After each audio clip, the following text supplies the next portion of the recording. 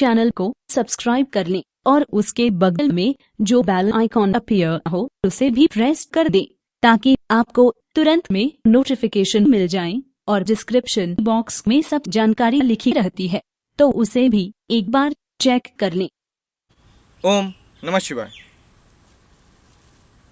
माँ दुर्गा कई सारे व्यक्तियों की कुल देवी है और कई सारे भक्तजन उनसे प्रेम भी करते हैं और इसी प्रेम को लेकर के वो कई सारे माता दुर्गा के मंत्र जाप भी करते हैं और उनको संपूर्ण विधि नहीं पता होने के कारण उनसे त्रुटियां भी होती हैं।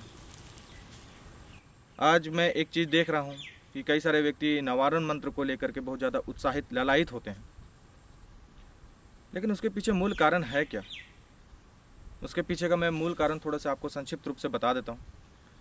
आप जरा स्वयं सोचिए कि 33 कोटि देवी देवता हैं और उनसे भी अधिक मात्रा में देवी देवता है, लेकिन फिर भी प्रत्येक व्यक्ति को देखिएगा, कोई माँ सरस्वती से ज़्यादा प्रेम करता है, कोई माँ दुर्गा से ज़्यादा प्रेम करता है, कोई महादेव से ही ज़्यादा प्रेम क्यों करता है, अन्य देवी देवताओं से क्यों नहीं करता?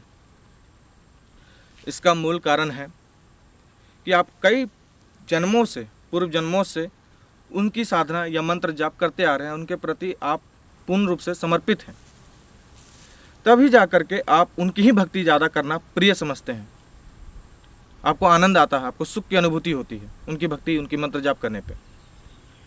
लेकिन संपूर्ण विधि नहीं होने के कारण आप जो मंत्र जाप करते हैं उसमें त्रुटियां होती हैं। अगर आप कोई इच्छा लेकर के कर रहे हैं और आपकी वो इच्छा पूर्ति नहीं हो रही है तो इसका मतलब क्या है कि आपकी जो विधि है वो कहीं ना कहीं त्रुटि है, उसमें कहीं ना कहीं गलती है। तो उस गलतियों को आप कैसे सुधारेंगे? और सबसे बड़ी विडंबना ये है कि सभी व्यक्ति खुद में अपने आप में ज्ञानकर्ता बन बैठे हैं। कोई भी व्यक्ति किसी से सलाह नहीं लेना चाहता, किसी भी योग व्यक्ति से। वो समझते हैं कि ये सब जो है केवल ढोंग करते हैं, ऐसा है वैसा है। ऐसा नहीं है। हाँ, 100 में से आपको 2 व्यक्ति ऐसे जरूर मिलेंगे जो इस तरह की हरकतें करते हैं, लेकिन ऐसा नहीं है, क्योंकि शास्त्रों में वर्णित है कि जो भी व्यक्ति पूर्ण विधि विधान से मंत्रों का जाप नहीं करता है उसकी जो संख्या होती है वो घट जाती है। अर्थात कहने का मतलब ये है कि वो उसका आधा ही फल उसे प्राप्त होता है। तो इसी उद्देश्य के साथ आज मैं आपको जो है दुर्गा सप्तशती का जो विधि है और नवारण मंत्र की जो विधि है वो मैं आपको संक्षिप्त रूप से बता रहा हूँ, जो पुस्तक में ही लिखी हुई है। आप पुस्तक जरूर अवश्य खरीदें दुर्गा सप्तशती का। मैं आपको दिखा देता हूँ। यह है दुर्गा सप्तशती का पुस्तक, आप जैसा देख सकते हैं ये रहा। तो इसमें संपूर्ण विधि लिखी गई है, लेकिन फिर भी इसको मिश्रित कर दिया गया महर्षि ऋषि से और वेद व्यास ऋषि के संपूर्ण विधि को मिक्सअप कर दिया गया है इस विधि में, लेकिन फिर भी आपकी मनोकामना पूर्ति होगी इससे। सबसे पहले इसकी विशेष सूची आप देखिएगा खोल करके, तो आपको पार करेंगे, इसको पलटेंगे तो आप देखेंगे सिद्ध कुंजिका स्रोतम, जो कि है पेज नंबर 230 में। इसका एक अलग विशेष नियम है क्योंकि यह मांत्रोक पद्धति पर आधारित है। दुर्गा सप्तशती जो है 2 खंडों में बटी है, मांत्रोक और तांत्रोक। तांत्रोक साधकों के लिए है जो ब्रह्मचर्य का पालन करता है, जो विवाहित ना हो, क्योंकि उसमें कुछ ऐसे उर्ग मंत्र होते हैं जो इतनी ज़्यादा ऊर्जा देती है कि उसको कोई आम व्यक्ति संभाल नहीं सकता। इसलिए इस पुस्तिका का निर्माण किया गया गीता प्रेस के द्वारा, गोरखपुर के द्वारा। ये मांत्रोक पद्धति है। मांत्रोक पद्धति क्या है कि यह सरल प्रक्रिया है जिससे आपकी समस्त मनोकामना पूर्ति होगी, आपकी जो भी इच्छा है वो पूर्ति होने लगेगी धीरे धीरे। तो इसमें जो आपको प्रत्यक्षीकरण नहीं होगा, और माँ भगवती की प्रत्यक्षीकरण तो बिरले बिरले व्यक्ति कर पाते हैं, बड़े बड़े तपस्वी ही कर पाते हैं, अन्यथा आम व्यक्तियों की क्षमता नहीं होती है। कृपा दृष्टि प्राप्त होगी और अगर किसी कई जन्मों का पुण्य रहा तो आपको स्वप्न के माध्यम से या ध्यान के माध्यम से दर्शन हो सकता है, अन्यथा ऐसा नहीं होता। क्योंकि सभी व्यक्ति जो भी इस धरती पे आए उनके जन्मकृत दोष होते हैं। अगर जन्मकृत दोष नहीं होते तो वो भूलोक में आते ही नहीं ना, भूलोक में आते ही नहीं। अगर उनका कोई विशेष कार्य हो तो वो आते हैं। जो बड़े बड़े महर्षि हैं, ऋषि मुनि हैं, वो भूलोक पे क्यों आते हैं? भूलोक पे इसलिए आते हैं ताकि जो भूलोक की स्थिति है, जो संतुलन है, उसे वो बना कर रखें। इसलिए उन्हें भेजा जाता है समय समय पे, अन्यथा बाकी व्यक्ति तो केवल इसका पाठ ही करें। तो उसके लिए आप सिद्ध कुंजिका का सबसे पहले आप पाठ करें पूर्ण रूप से, जो कि पेज नंबर 230 में है। उसके बाद अगर आप चाहते हैं नवारण मंत्र का जाप करना, तो सबसे पहले आपको अपनी कुल देवी के बारे में पता होना चाहिए, ताकि आपको उससे लाभ मिले।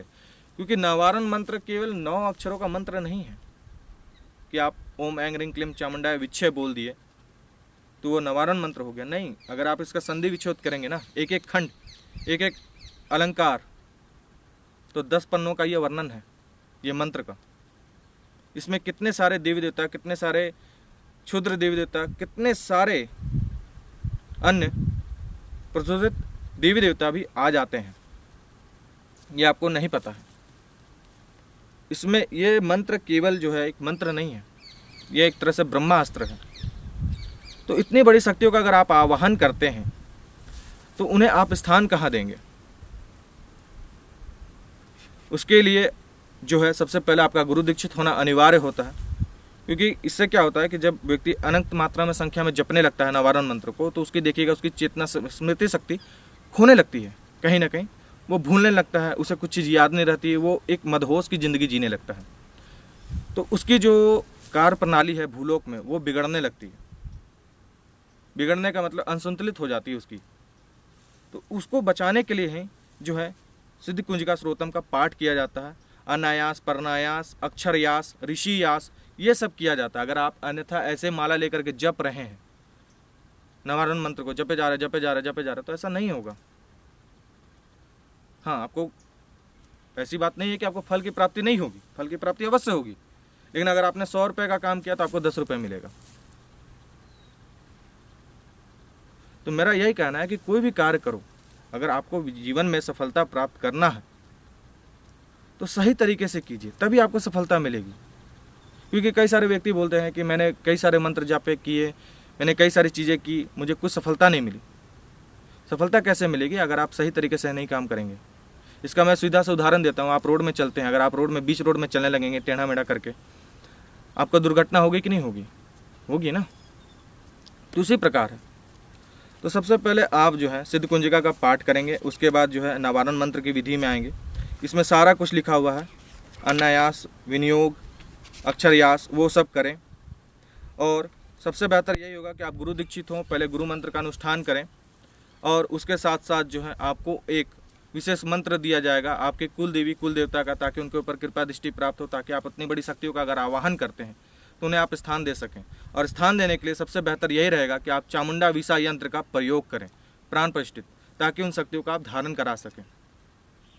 क्योंकि आप आवाहन जब भी करते, कोई भी मंत्र जाप करते हैं, तो वो शक्तियाँ आती हैं, लेकिन उन्हें आप स्थान कहाँ देंगे? उन्हें स्थान आप केवल यंत्र में दे सकते, क्योंकि यंत्र जो है, मैंने पूर्व समय में भी बताया है कि यंत्र में केवल ऐसी कोई भी आकृति नहीं बनाई गई है। प्रत्येक यंत्र में एक आकर्षण शक्ति, एक ऊर्जा केंद्रित करने की शक्ति, वो सब स्थापित की गई है उसमें। हमारे द्वारा प्रत्येक साधना में यंत्र प्रदान किया जाता है जो हमारे द्वारा ही निर्मित होती है। तो उसके अनुसार आप कार्य कीजिए, जिससे कि आपको पूर्ण रूप से सफलता हो। आप चाहें तो अर्गला स्रोतम का भी इसमें पाठ कर सकते हैं सिद्ध कुंजिका का करके। और अगर आपके पास नहीं हो, अगर आप निष्काम भाव से कर रहे हैं, तो बड़ी अति उत्तम बात होगी। तो उसके लिए जो है मारीचकल्प मरीचि ऋषि के द्वारा इसमें लिखा हुआ पेज नंबर 15 में उत्कीलन, उसका आपको 108 बार पाठ करना होगा। और उसके बाद आप चाहें तो सिद्ध कुंजिका का पाठ करें, उसके बाद अर्गला स्रोतम का करें, उसके बाद आप चाहें तो कोई भी पाठ कर सकते हैं। और उसके बाद अंत में फिर से आपको मरीचि ऋषि का 108 बार आपको पाठ करना होगा, उच्चारण करते हुए संपूर्ण करना होगा। और आखिरी में जो है क्षमा याचना मंत्र है, उस क्षमा याचना को आप पढ़ लीजिएगा। उसके बाद जो है आप देवी की स्तुति कर सकते हैं। और साथ ही साथ जो है पीछे जो है कई सारे मंत्र दिए हुए हैं, तो उसका भी आप प्रयोग कर सकते हैं। जैसे दुर्गा सप्तशती के कुछ सिद्ध संपूर्णित मंत्र हैं विश्व के समुदाय के लिए, ये सब आदि इत्यादि। तो अब मैं आपसे आज्ञा चाहूँगा अपने वाणी को विराम देते हुए। धन्यवाद।